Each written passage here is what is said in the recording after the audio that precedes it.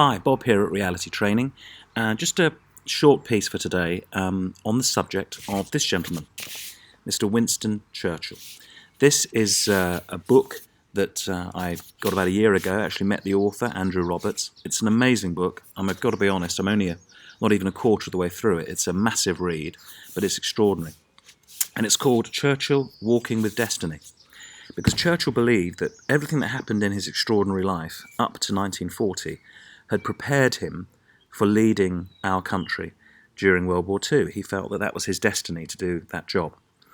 And he came up with some amazing quotes, which I'll come on to in a minute.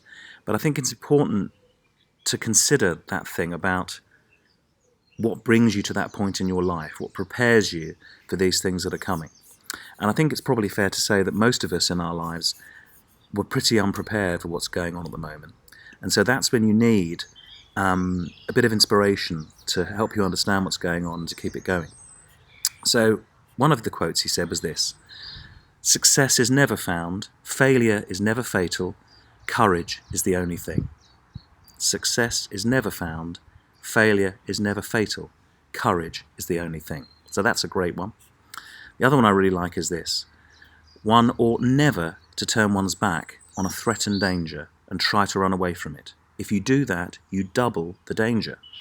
But if you meet it promptly and without flinching, you will reduce the danger by half. Never run away from anything. Never. That's a great one. So if you meet that danger promptly, you'll reduce the danger by half. Fantastic.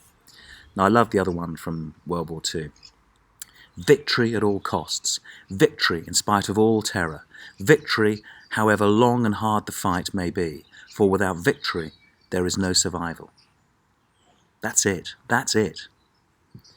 And lastly, and the one I really want us to focus on is this: without courage, all other virtues lose their meaning. Without courage, all other virtues lose their meaning. And that's so important. Imagine if you are a person with amazing clarity of thought, but you don't have the courage to express it. What use is it? Imagine if you've got all sorts of talents that you're particularly good at, but you don't have the courage to express those talents, then there's no use for those particular talents. So courage is so important, and courage is what we need right now. And what we need to do right now is to stay at home and wait for this thing to pass. And here's a great analogy for you. Winston, during World War I, made some catastrophic mistakes. He also saw action in the trenches.